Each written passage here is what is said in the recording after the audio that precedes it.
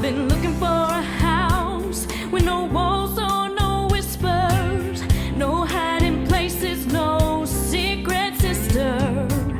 Been looking for a house that won't shelter a lie, no tear-stained past or reason to cry. I wanna live, live, live in a house of love. I wanna live, live, live in a house of love.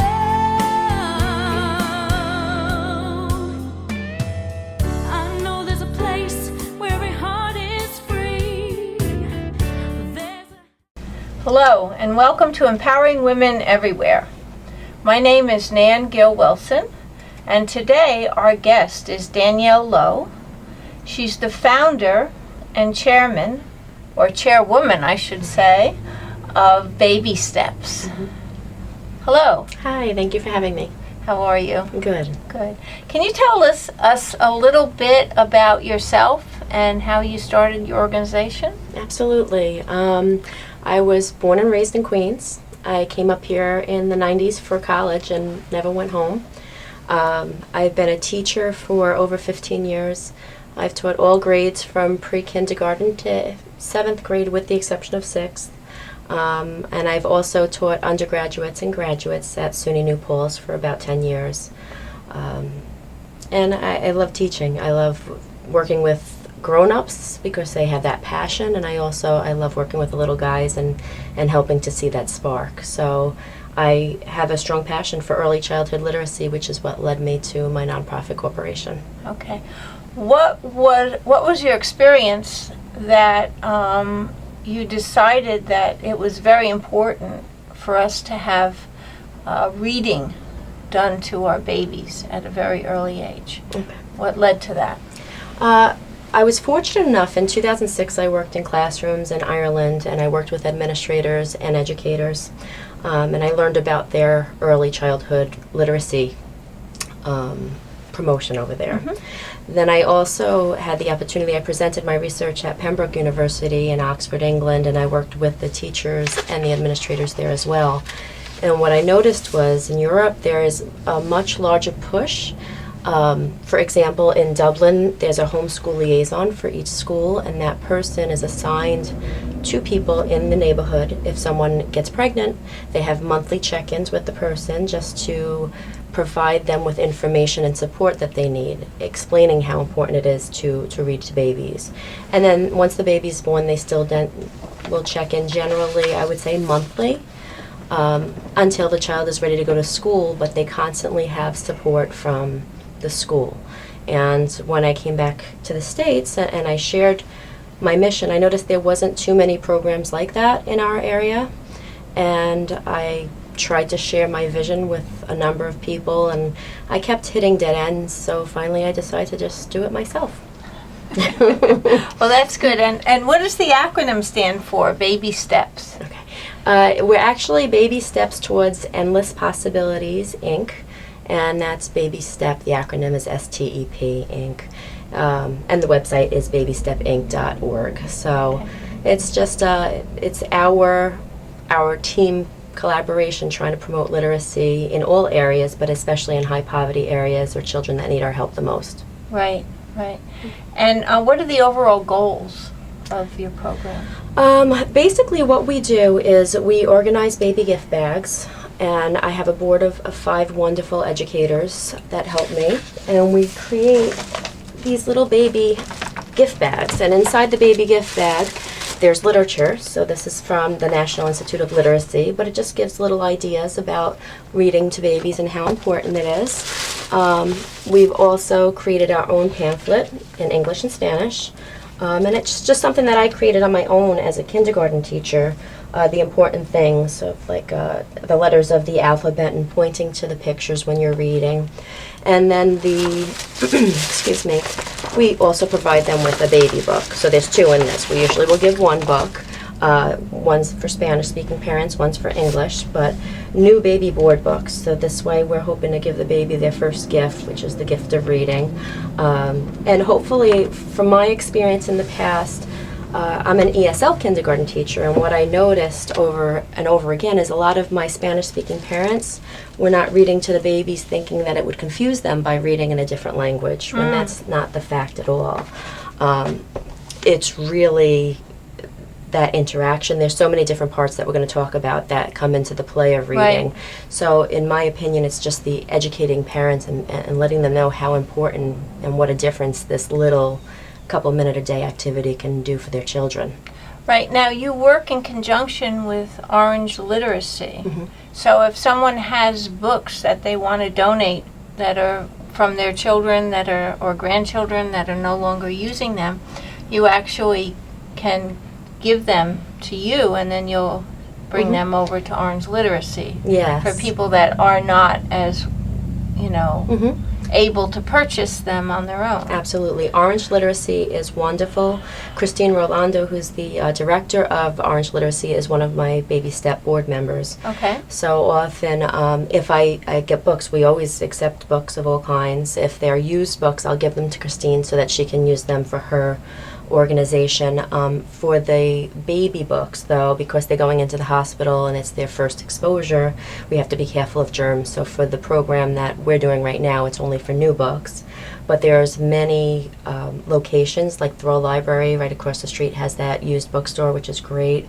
They have children's books for a dime. There's a lot of organizations that give books away for free. Right. So it's really, and there's links on the website too that will help to point people in the right direction, because even if financing is an issue, there's ways that we can help them.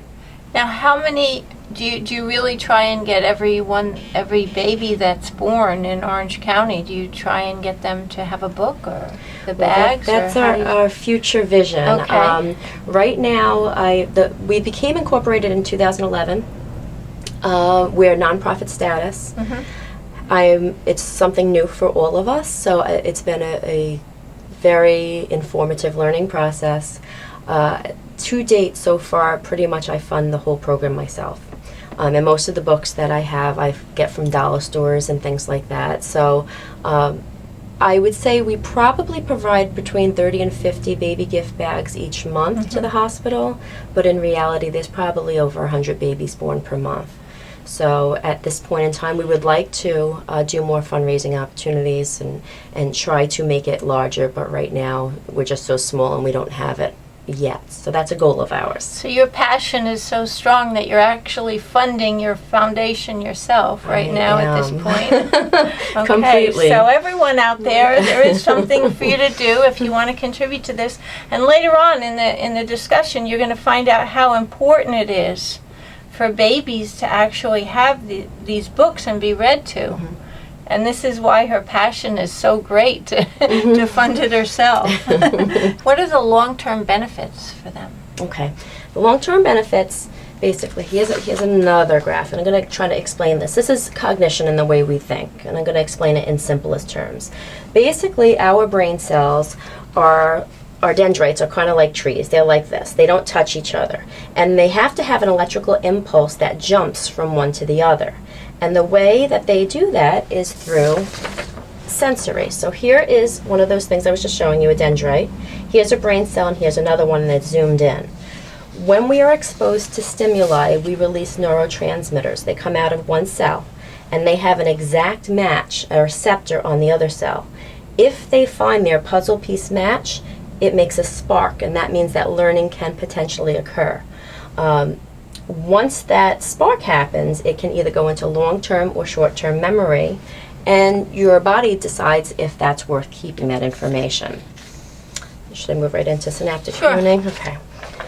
Okay, and this is another illustration of those brain cells we were talking about, and this is normal. So at 36 weeks gestational, you see synaptic formation here, and you can see there's a large growth, and we usually peak with synaptic formation, which is brain cells, around 2 years of age. We are born with more than enough brain cells that we will need in a lifetime. So what naturally happens is if you don't use it, you lose it. So around 4 years old, you can see between 2 and 4, we've already started synaptic pruning, and we have less. And we can function completely normal having these brain cells, but what my hypothesis is, if we can really immerse children during this time, it will help by giving them stronger associations to be more successful in the future. What about the attachment theory? Okay, the attachment theory. The attachment theory is very important in the sense that, here's another slide that I have here. The attention theory and family involvement. Individuals that have positive attachment during the first 3 years of life, they usually have stronger self-confidence, they acquire new information more quickly, and they have an ability to empathize with others and can communicate in a clear, calmer way, as opposed to children that do not have that opportunity. Between 1 and 3 years old, if they don't have that attachment theory, they lack self-esteem, they have trouble empathizing with others, and a major,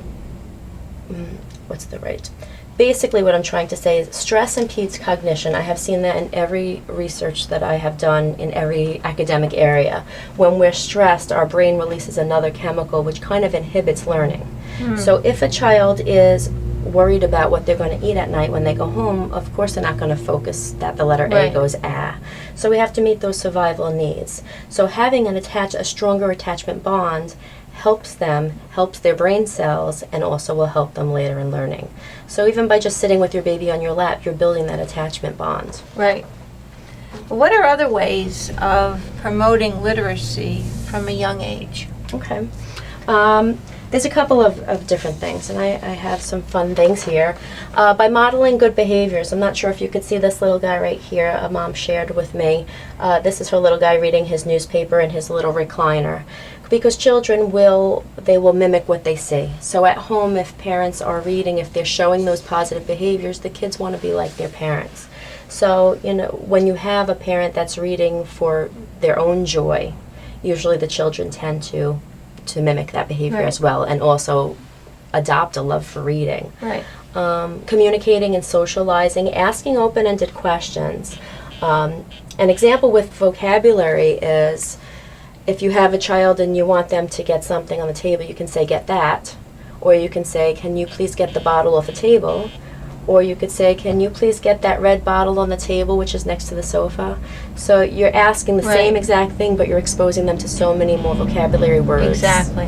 And also having them respond that way as well. Okay, and what's the importance of play and exploration? Okay. I'm a kindergarten teacher, so I am all about play, and I think that hands-on constructivism is the best way, in my personal opinion, to teach children. So the importance of play is nursery rhymes has that rhyme that they hear, and kids are attracted to rhyme and songs. Daily conversations, repeated reading over and over again. As you know, if a child has a book that they love, they'll ask you to read it 50 times a day, where to us it's like, oh, not again, but to the child, they're hearing it. And ultimately, if it's the Cat in the Hat and you point to cat 50 times, they'll start to make that connection, like, oh, cat is C-A-T, or cat, k. So that repeated reading is a good thing. It's especially important for our bilingual learners. It's important for the children as well as for the parents, because it helps them. A lot of my students in my kindergarten class, they're going home and they're teaching their parents the English language. And according to William Glasser, 80% of what we experience can possibly go into long-term memory. Right. 95% of what you teach someone else goes into your long-term memory. So by having our children, even if they're just reading to their pet, or if they're reading to their baby brother or sister, or reading to their stuffed animals, that's helping them. Right. And recommended. So basically, what you're saying is that, to sum it up, it's the bonding, the attachment, the play also helps, and the reading, when you even speak with your baby. I mean, the seen and not heard is not really what a good operation for raising a child. I mean, you want to discuss with them, interact with them, and really speak with them in involved sentences. What can you just kind of talk about? Say I'm a parent and I've just, had a baby, which was a long time ago for me, but at any rate, what would you say to me in the hospital when you come and talk to me and give me my gift bag? Well, I would share the importance of reading with children in just as little as 2 minutes a day. You know, you're exposing your child, you're laying the foundation for future learning. And I know that they're Overwhelmed at that point, exactly. I've seen there's a lot of technology out there, which is wonderful, as long as it's used in moderation. So I've had students come into my classroom that only play video games, never seen a book before. On my website, there's a list of apps, free educational apps and websites for parents that have toddlers and aged up to kindergarten. So this way, if they are going to be playing those video games, you know, it will expose them. It reinforces letter sounds and numbers and things like that. Okay. And what's your website? It's www.babystepinc.org. BABYSTEPINC.org. And if they want to call you, what's your phone number? My phone number is 845-524-4490. I also have a link for Facebook, Twitter, and LinkedIn. So my full name is Danielle F. Lowe. So usually you can, if you do baby reading and baby step, I usually will pop up right away. But I have former graduate students, well, that are now my colleagues, but 15 years later that are contacting me. I'm a nonprofit. I don't get paid for what I do, and I'm not looking for that financial compensation. That would be lovely, but it's really just to help kids, and I think that's our responsibility as a society to provide the best that we can for our kids. So by reading to the children, you actually increase their brain cell capability. Mm-hmm. Yes, and this is not a program, because I know initially I think individuals might be turned off from the idea because of that. There are certain programs out there that show flashcards that kids can learn things real fast, and I'm not saying that's a great thing or a bad thing. That's not what I'm promoting. What I'm promoting is just a love for books. So by just having a few books in the household that you talk about the books, you talk about the picture. In my study, my dissertation study, I'm currently looking for babies that are not read to. And I had a baby in the first video that literally took off his shoe and threw it at the book.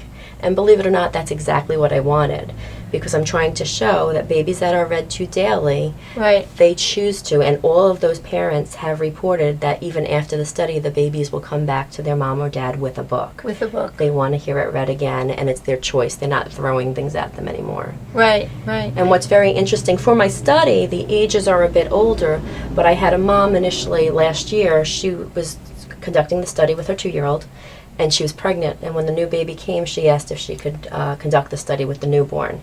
And even though I can't use it for my studies, I was curious to see, and I said fine. And at 22 days old, the baby showed significant growth in attention span, which I didn't even know was possible before seeing it with my own eyes.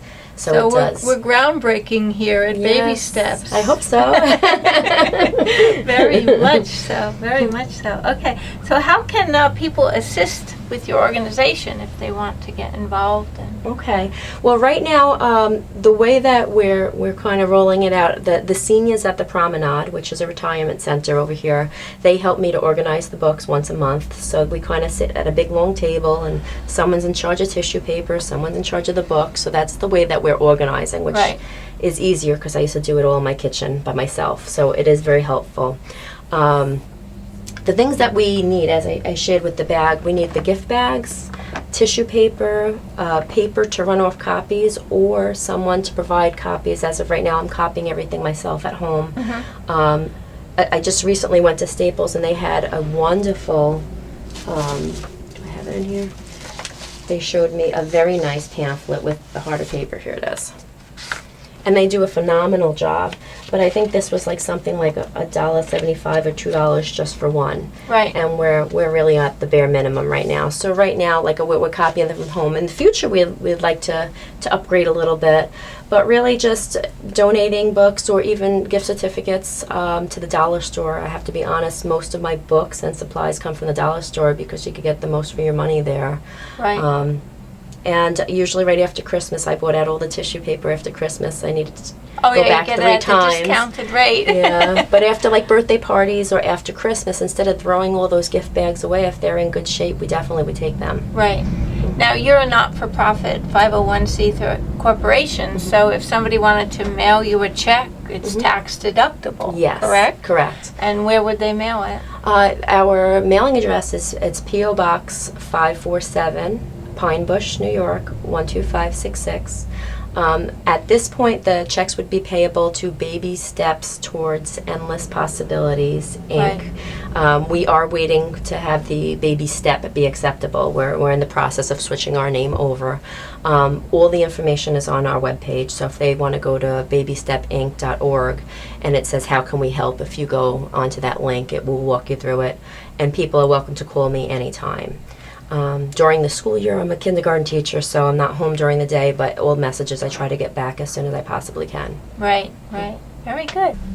So, when you've completed with your research, what is your plan after that? I mean, how are you going to approach the powers that be to have this more of a national program than just something that we're doing here on a local basis?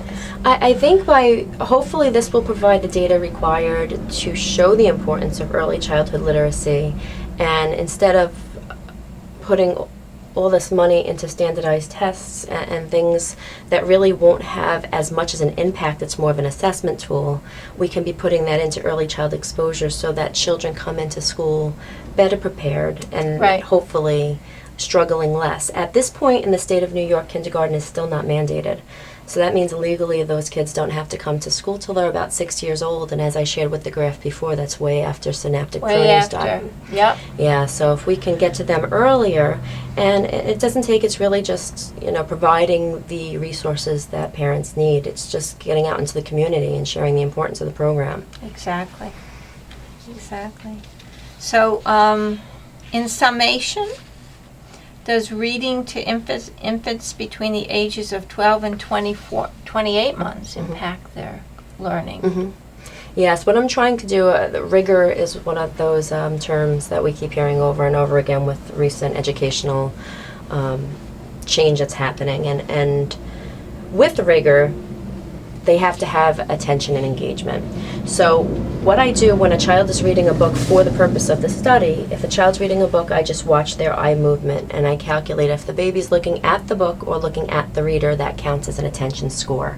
Where engagement, I'm measuring, one of the things that is personally important to me is that they are smiling more at the end of the study than when they started, which means that they're enjoying it more. They're more involved. They're more involved. engaged. Right. Okay. And they want to hear it over and over again. So I'm basically hoping that this is going to provide research that are needed to show that this is a, what should we call it? An area that really needs to be explored a little bit more. Right. And respected a little bit more. What successes have you had and what difficulties have you encountered? Okay. Successes, I have met amazing people. Even with my dissertation study, in my own mind, initially I was shooting to have babies throughout the United States, and that has exploded into babies from Australia and Canada and Malaysia and Singapore.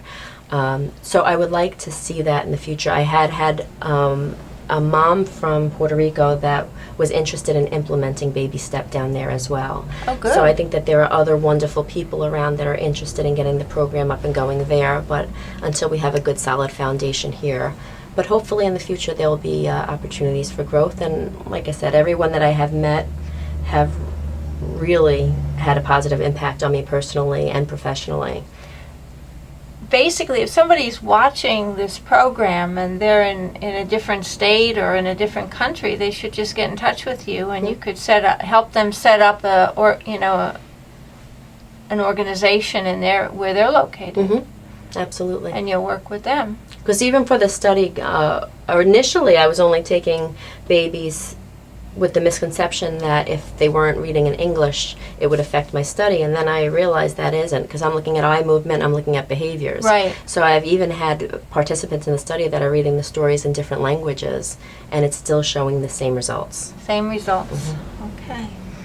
As a woman that empowers others to better their lives through literacy, what advice would you give to other women that want to create positive change in this world?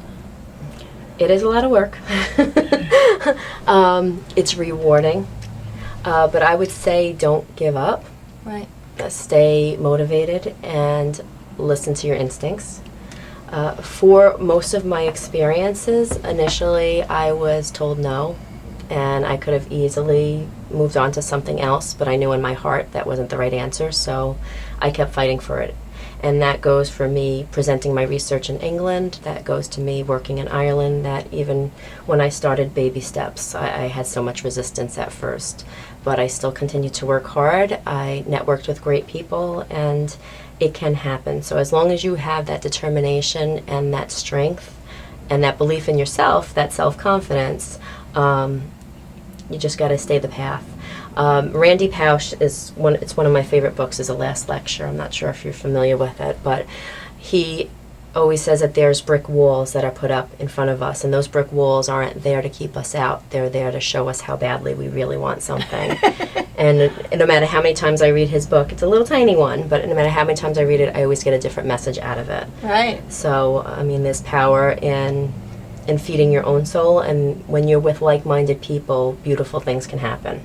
So stay away from the negativity and collaborate. Right, and we will. We're going to be collaborating very soon. We're going to have actually we'll have an event soon. Oh, great. And to have everyone get together and kind of share where they're at and what they're doing.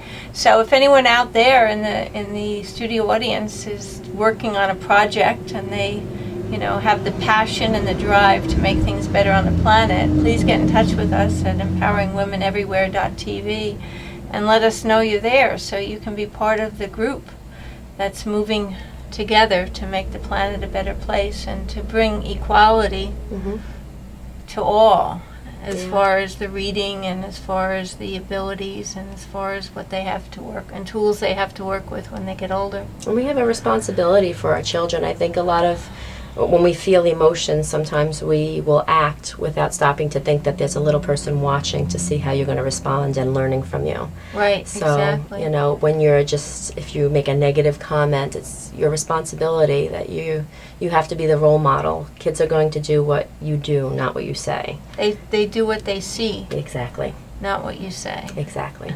Well, thank you very much. And you want to just tell us your website and your phone number again Absolutely. Before we leave? It is. My organization is Baby Steps Towards Endless Possibilities, Inc. And the acronym is Baby Step. And the website is www.babystepinc.org. My phone number is 845-524-4490. And once again, on Facebook, Twitter, LinkedIn, and my P.O. Box. My P.O. Box is 547 Pine Bush, New York, 12566. And Danielle, thank you for all the good work you're doing. Thank you so much for having me. Okay.